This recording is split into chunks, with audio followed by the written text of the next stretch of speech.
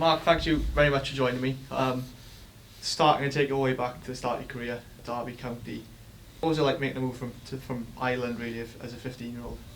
Do you know what, it was tough because I had to leave like all my family, all my friends, moving to a different country, but also it was exciting because all I wanted to do was play professional football. So in my mind, I've said this millions of times, I would have moved halfway around the world for it. So it was one of them things that, knowing that I was going to be moving away from my family to do something that all I ever wanted to do was play football, honestly, it was a decision that it didn't take too long to make. You made your debut when you're 16, and obviously you were tipped to be one of the biggest upcoming players at Derby at that time.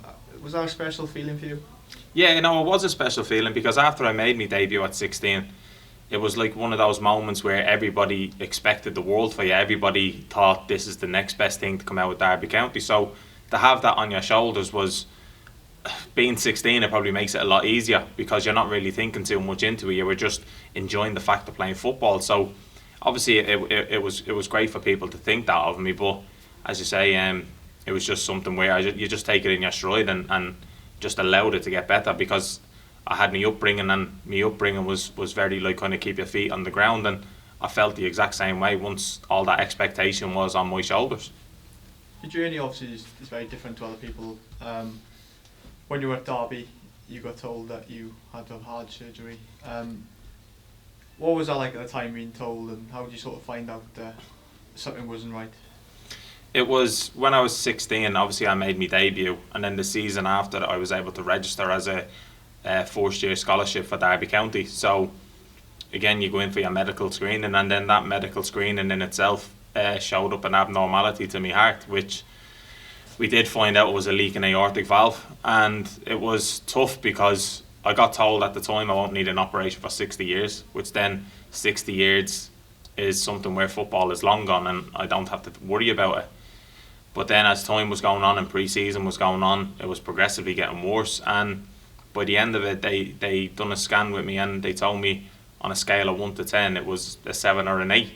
And in that time things began to be taken a lot more serious, that the 70 years turned into 50 years, then turned into 20 years, and I ended up having to go see a surgeon. And he basically came in a setting like this, and he sat down in front of me and my family and the Derby physio at the time and basically said, look, he said, your heart is 3 times the size of what it should be, Mark, and if you don't get the operation done this year, you're going to die.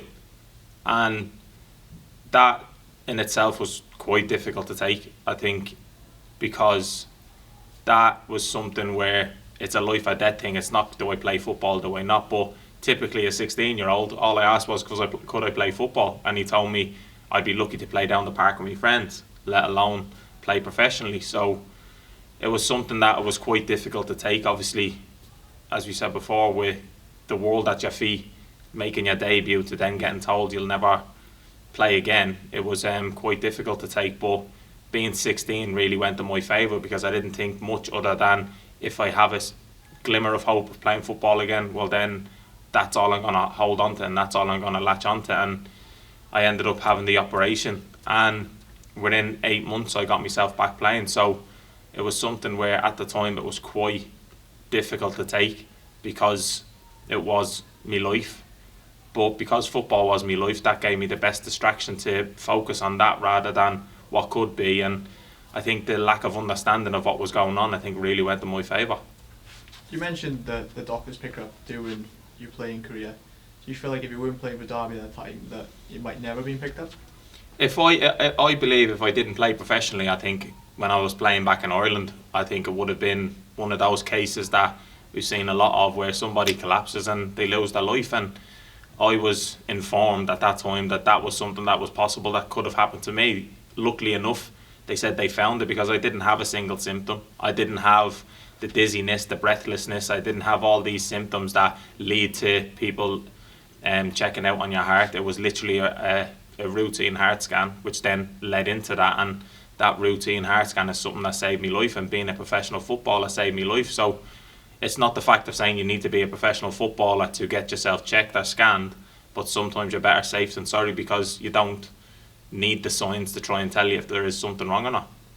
During that period, how tough was it? Not just for you individually, but your whole family, because it's not just your football career at stake now; it's actually your life as well.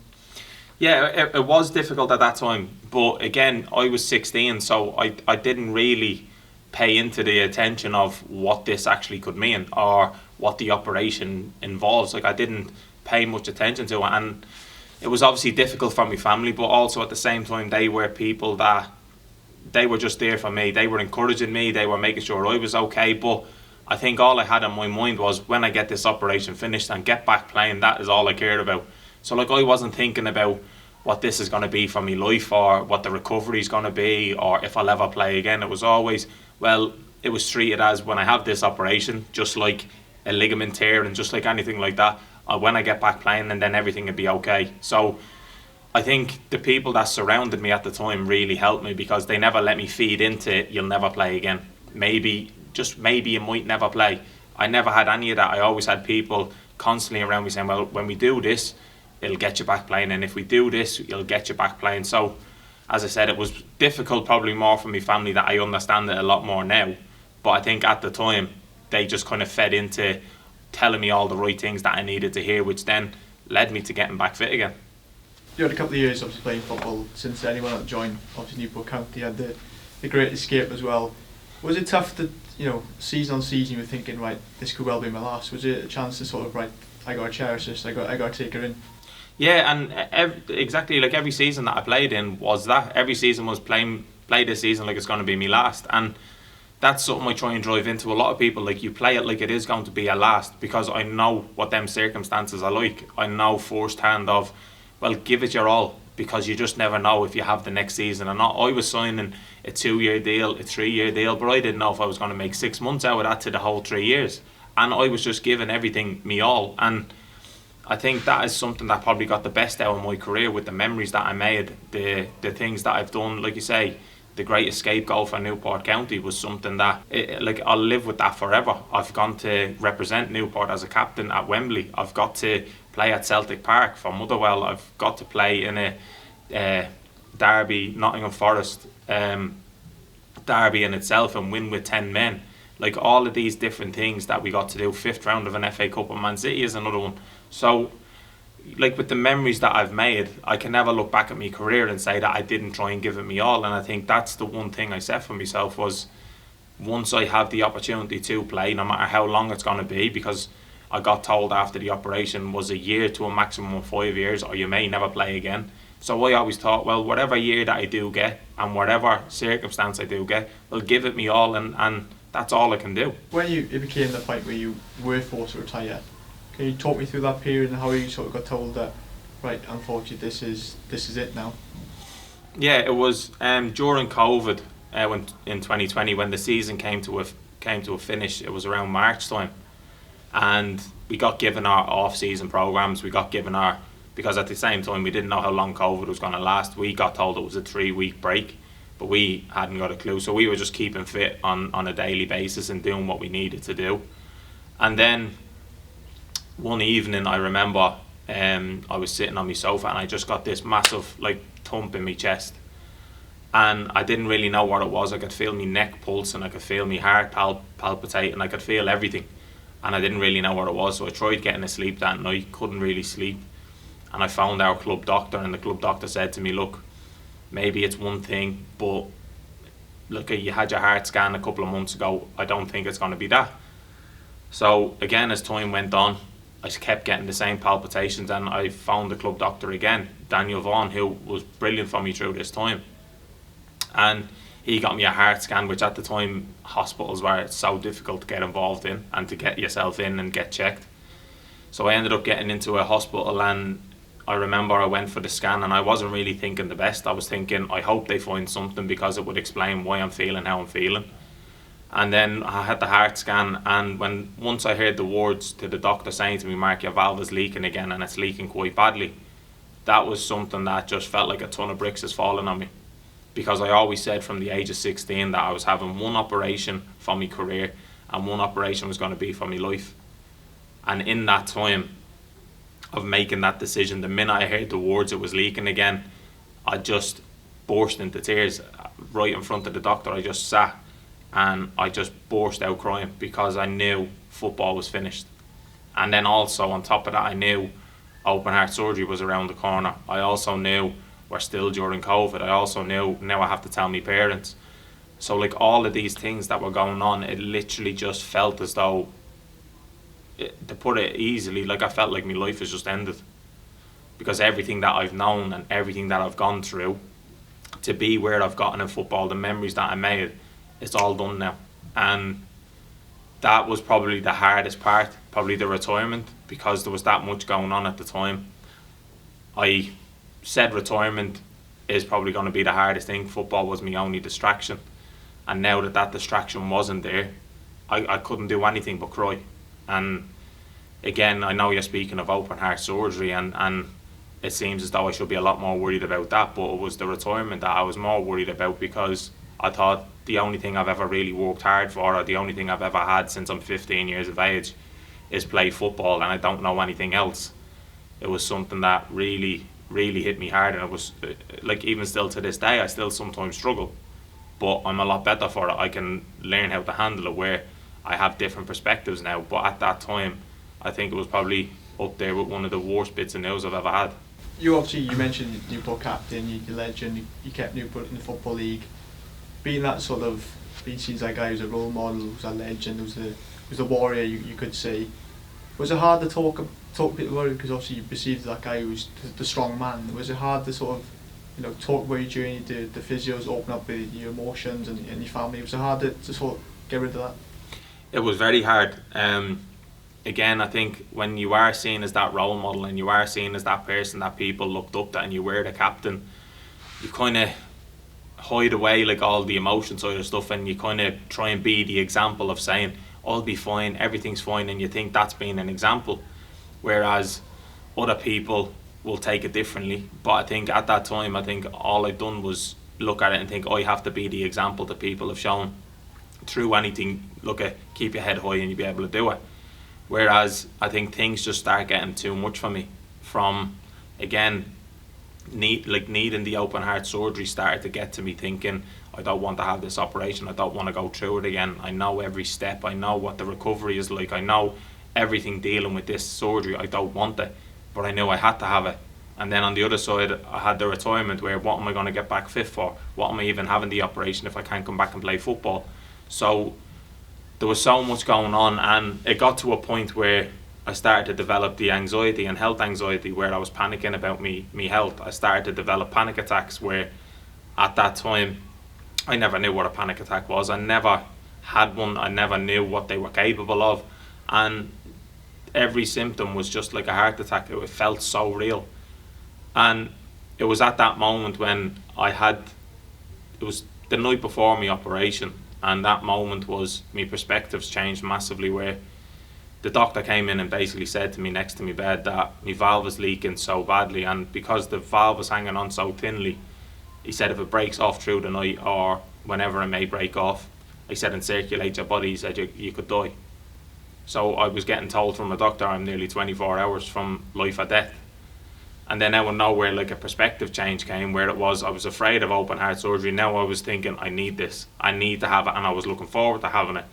And then perspectives start changing, where all of a sudden, right, I might miss football and I mightn't get to play football, but now all of a sudden, at least I'm still alive to watch football. So all perspective change came from certain scenarios that have happened for me. But again, I think speaking and open up came from those perspective changes, where all of a sudden, okay, I'm going to let one person in. People who are really close to me, I'm going to let them in.